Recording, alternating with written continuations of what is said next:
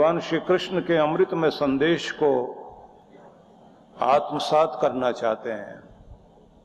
हम सभी भक्तों के लिए भगवान ने जो कहा, भगवान कहते हैं उद्धरेत आत्मना आत्मानम न आत्मानम अवसादेत। अपना उद्धार स्वयं कीजिए, स्वयं को अवसादग्रस्त न करें, खुद को दुखी न करें, खुद को संतापित न करें, खुद को कोसना छोड़ दें। अपने भाग्य को कोसना,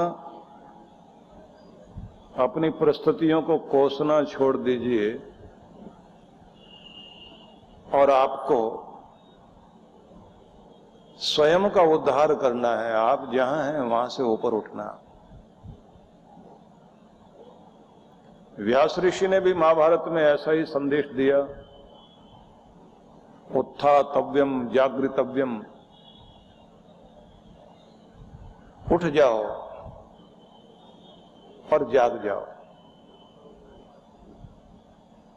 कठोपनिषद को पढ़ें तो वहां भी ऐसा संदेश है।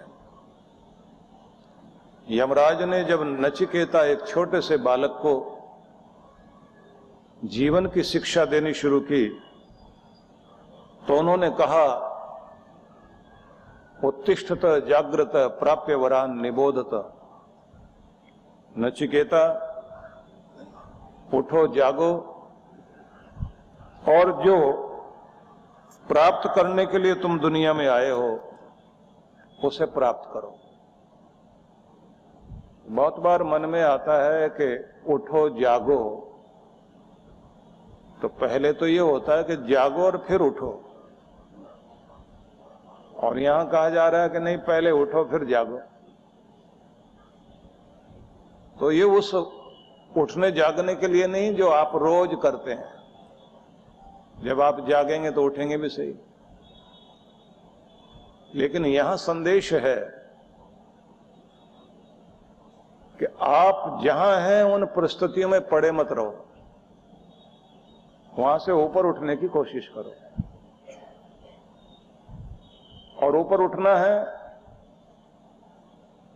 तो अपनी होश बनाए रखो, क्योंकि इस पूरी पृथ्वी में, इस जगती में आपको भुलावा देना, भ्रमित करना, उलझाए रखना बहुत सारे साधन हैं यहां। इसलिए इसको माया कहते हैं। पृथ्वी लोक को ये माया लोक है। माया लोक है तो ये माया लोक ऐसा है कि जो जादू करता है, हर चीज आपको बांध लेती है। आपका मकान, आपकी दुकान, आपकी चीजें, आपका कपड़ा, आपका आभूषण, आपके अपने, आपके पराये तक आपको बांध लेते हैं। हर चीज में आप चिपक जाते हैं, छोड़ना ही मुश्किल होता है। इतनी तक स्थिति हो जाती है कि हम ट्रेन में भी ना भी सीट मिले, मौका लगे तो रुमाल रख करके, रुमाल रखा सीट पर कब्जा करना चाहते हैं। बाथरूम में गए, आते कहेंगे सीट मेरी है। कैसे? मैंने यहां रुमाल रखा हुआ। रुमाल रख के कब्जा करने को तैयार रहते हैं। छोटे बच्चों में भी आदत होती है कि वो भी किसी के घर में भी गया हो और कोई बच्चा अपने खिलौने खेलने के लिए दे दे तो फिर वापस देता नहीं हो, कहता मेरे ही हैं। किसी से आप उधार ले लें तो लौटाना नहीं चाहते। अगर लौटाएंगे भी, 100 रुपए लिए हों तो देने में कम से कम 10 बार टुकड़े टुकड़े करके देंगे कि उसके काम ही ना आए बिल्कुल भी। पकड़ने की इतनी बड़ी आदत है हमें। और जबकि इस दुनिया में हर चीज दी गई है लौटाने के लिए। हर चीज जहां से आती है वहां लौटती भी है। जैसे भगवान देता है वैसे वापस लेता भी है।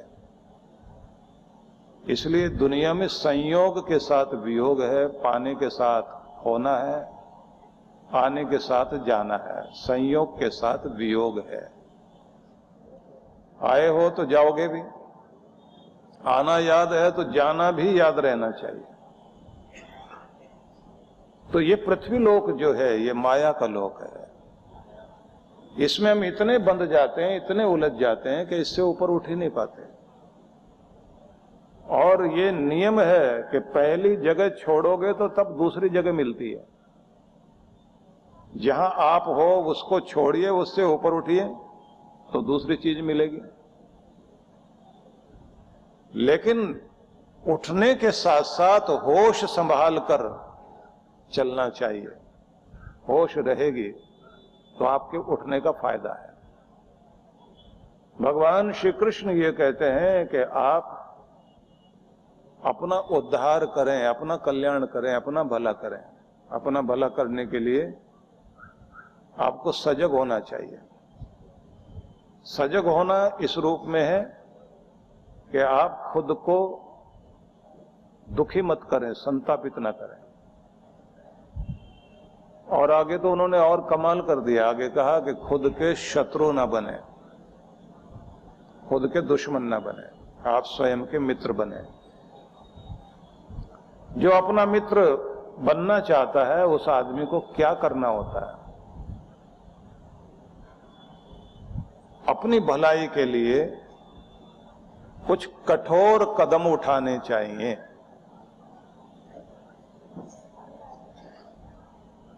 कठोर कदम उठाएंगे तो आपकी भलाई होगी, नहीं तो नहीं होगी। मुश्किल कहां होती है? जब आप जिंदगी की कठिनाइयों का सामना करना नहीं चाहते, जिंदगी के कठिन सवालों से भागना चाहते हैं। और यह ध्यान रखना, परिस्थितियां आपको एक कठिन समस्या के बाद और कठिन समस्या देती है।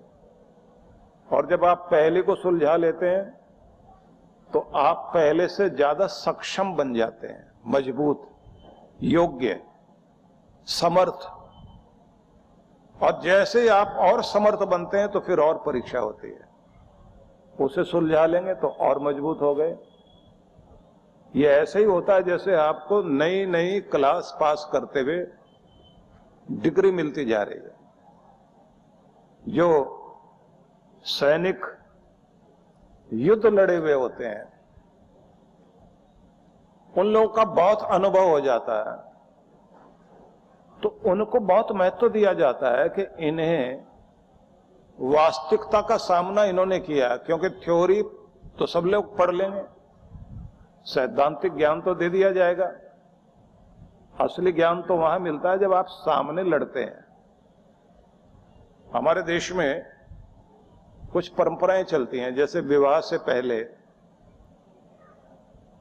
लड़का लड़की का वर्ण कर लिया जाता है, नाम रख दिया जाता है वर वधू। वर का मतलब होता है जिसको चुना गया, सिलेक्टेड, ऐसे कह लीजिए। बहुत सारों में से एक को चुना तो उसका नाम हो गया वर।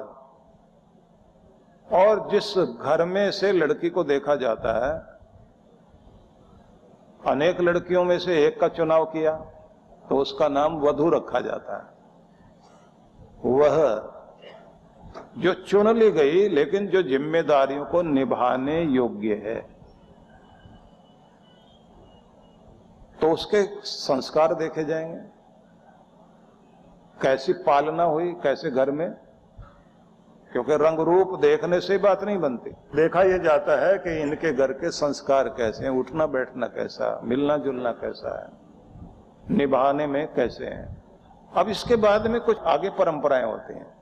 उन परंपराओं में यह है कि लड़के के हाथ में और लड़की के हाथ में दोनों के कंगना बांधा जाता है। कंगन नहीं, कंगना। उसमें 7 गांठें लगी हुई होती हैं। 7 गांठों में कुछ चीजें होती हैं, जैसे हल्दी की गांठ, समुद्र वाली कोई कौड़ी, राई के दाने। ऐसे करते करते लोहे का छल्ला होता है, छल्ला एक प्रेम की निशानी मानी जाती है। ऐसे करते करते 7 चीजें होती हैं, 7 गांठें लगी होती हैं। विवाह हो गया, या होने जा रहा है। तो उस समय की परिस्थितियां आप देखिए, लड़के की पूरी परीक्षा होती है। लड़का जहां बैठा हुआ है विवाह के समय में, तो उसके पीछे लड़की की सहेलियां बैठी हुई होती हैं और वो सब उसको तंग करती हैं, उसका ध्यान बटाती हैं, उसको बीच बीच में कुछ, आजकल तो हेयर पिन ही बहुत बड़ा काम करती है, तो वही वो इस्तेमाल करती रहती हैं, कुछ बोलती रहेंगी। उसके बाद बड़ी बूढ़ी महिलाएं सामने होती हैं, चेहरा देखती रहती हैं कि लड़के का स्वभाव कैसा है, जल्दी उद्विग्न तो नहीं होता, बेचैन तो नहीं होता। और फिर एक रस्म होती है विवाह के बाद, जब दोनों एक दूसरे के हाथ में बंधे हुए कंगना को खोलते हैं, तो लड़के को कहा जाता है कि तुमने एक हाथ से खोलना है, लड़की को कहा जाता है तुम दोनों हाथों से खोल सकते हो, और गांठें लगी भी होती हैं। अब ऐसे समय में लड़की की सहेलियों की तरफ से कुछ ज्यादा छेड़छाड़ चलती है, वो ज्यादा तंग करती हैं। अब ऐसे में अगर लड़का जल्दी बेचैन हो गया कि ये तो गांठ खुल नहीं रही, कैंची दो भी काटता हूं, तो बड़ी बूढ़ी महिलाएं समझती हैं, चेहरा देखती हैं और धीरे से लड़की के कान में बोलती हैं, इसमें धीरज की कमी है, जल्दबाज है, परेशानियों का सामना आसानी से नहीं कर सकता। तुमने ध्यान रखना है, इसे जब भी कोई बात समझाना चाहोगे मूड देखना और पहले मूड बनाना इसका, तब अपनी बात मनवाना। आते शुरू मत हो जाना कोई भी बात के लिए, क्योंकि तरीका ढूंढना पड़ेगा। पानी वानी पूछ के, मीठी बातें करके, ठीक ठाक करके, सही मूड में, जो जैसे हम लोग ध्यान में बैठाते हैं ना, तो उस समय कहते हैं कि पहले माइंड सेट करो। माइंड की, मस्तिष्क की एक स्टेट है जिसे अल्फा स्टेट बोलते हैं, कि उस स्टेट में आप पहुंचिए पहले, फिर ध्यान की तरफ जाइए। तो हर जगह परीक्षा होती है। मैं तो ये उदाहरण आपको इसलिए दिया कि आपके जीवन में हर जगह परीक्षा होती है, आप अंदर से कैसे हैं। अंदर से अपने आप को मजबूत किया जा सकता है, तो हर दिन अपने आप को या तो कमजोर करते हो आप या मजबूत करते हो। हर दिन या तो आप कुछ नया सीखकर अपने आप को और प्रतिभाशाली बनाते हो, या जो सीखा हुआ है उसकी भी अवहेलना करके भुलाते जाते हो। कितने लोग अच्छा पढ़ लिख चुके होते हैं लेकिन धीरे धीरे अपनी विद्या भूल जाते हैं। उनको लगता है कि ये तो कहीं काम आना ही नहीं है। वो चाहे पोस्ट ग्रेजुएट भी हो जाए, पिछले वाला सब भूलते चले जाते हैं, क्योंकि उसको दोहराएंगे नहीं, नया सीखने की कोशिश नहीं करेंगे। जिंदगी उनको कुछ और सिखाने लग जाती है, पढ़ाई लिखाई जिंदगी से गई। नियम यह है कि हर दिन आपको अपने आप को मजबूत बनाना होता है, नया सीखना होता है। जो आगे बढ़ रहे हैं, विकास कर रहे हैं, ऊंचा उठ रहे हैं, वो अंदर से शक्तिशाली तो बन ही रहे हैं, समृद्ध बन रहे हैं, बुद्धिमान बन रहे हैं, मजबूत होते जा रहे हैं। उनकी एक पर्सनैलिटी बनती जा रही है। उस पर्सनैलिटी में गिना जाता है कि यह आदमी समस्याओं को सुलझाना जानता है, समस्याओं के सामने हार नहीं मानता। ऐसे सुलझे हुए इंसान के पास बैठकर दूसरों को भी ट्रेनिंग मिलती है, वो भी अपने आप को ठीक करते हैं। कभी भी फेल लोगों के साथ बैठकर आप कोई जिंदगी में ज्यादा अच्छा नहीं सीख सकते। उनके साथ बैठिए जिन्होंने जीवन में कुछ हासिल किया है, और उन्हीं की सलाह मानिए जिन लोगों ने जिंदगी में कुछ बनाया है। और जो अपने जीवन में फेल रहे हैं वो आपको फेल करेंगे। चुनाव में बहुत बड़ी बात होती है कि आप किसको चुनना चाहते हैं। अगर अर्जुन की जीत में उसकी वीरता का हाथ है तो उससे ज्यादा उसके चुनाव में बहुत बड़ी बात थी कि उसने कृष्ण भगवान को अपना सारथी चुना और कहा कि आप मुझे लेकर चलिए। दुर्योधन ने सबसे बड़ी गलती ये की कि उसने शकुनी को अपना सलाहकार चुन लिया, और कैकेयी की सबसे बड़ी गलती थी कि उसने मंथरा को अपना सलाहकार चुन लिया। आपकी जिंदगी के सलाहकार कौन है? आपको वो सलाह दे रहे हैं जो आपको कहते रहे साहब आप तो आज ही हो गए, अब आप कहां पड़े हुए, निकलो ना बाहर, आप इधर चलो उधर चलो, हम आपको वो बना देंगे वो बना देंगे। वो आपको जोश दिलाकर ले जाएंगे और आपका अपना असली जो आज तक आपने कमाया था वो गया आपका। लोग अपनी कमाई हुई गद्दी छोड़ बैठते हैं, अपना सिंहासन खो बैठते हैं, अपना स्टेटस खो बैठते हैं। जहां आप हो वो खोए नहीं और बड़े हो। एक ही गलती से जिंदगी तो सांप सीढ़ी वाला खेल है। लम्हों ने खता की और सदियों ने सजा पाई। एक लम्हे में गलती होगी और सदियों तक आपको उसकी पीड़ा भोगनी पड़ेगी, और यही कहते रहोगे कि बहुत बड़ी गलती हो गई। तो स्वयं का उद्धार कीजिए। अन्नपूर्णे सदा पूर्णे शंकर प्राण वल्लभे ज्ञान वैराग्य सिद्ध्यर्थम भिक्षाम देहि चा पार्वती। अर्थात हे अन्नपूर्णे आप सदा पूर्ण हैं, भगवान शंकर की प्राण वल्लभा हैं। हे माँ पार्वती अन्नपूर्णा आप मुझे भिक्षा दे जिससे हमारे ज्ञान वैराग्य की शुद्धि हो जाए। सेवा आज जिस संस्थान का पर्याय बन चुकी है वो है पूज्य श्री सुधांशु जी महाराज के सानिध्य में संचालित विश्व जागृति मिशन। सेवा के क्षेत्र में मिशन की एक और नई पहल अन्नपूर्णा योजना। इस योजना में आप अपने एवं अपने परिवारजनों के जन्मोत्सव, विवाह की वर्षगांठ तथा दिवंगत परिजनों की पावन स्मृति में आनंद धाम आश्रम में स्थित गुरुकुल के ऋषि कुमारों एवं वृद्धाश्रम के वृद्ध जनों को सहभोज करा सकते हैं। इस अवसर पर प्रातः गुरुकुल के ऋषि कुमारों द्वारा वैदिक मंत्रोच्चारण के साथ आपके एवं आपके परिवार की मंगल कामनाओं के निमित्त यज्ञ का आयोजन किया जाता है। यजमान की सुख समृद्धि और दीर्घ आयु के लिए प्रार्थना भी की जाती है। दोपहर को सहभोज का आयोजन होता है।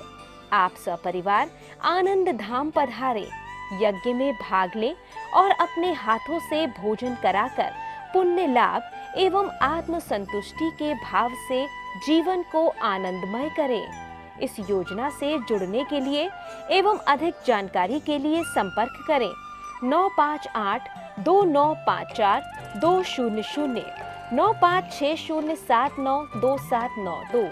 सहयोग राशि भेजने के लिए हमारा अकाउंट डिटेल है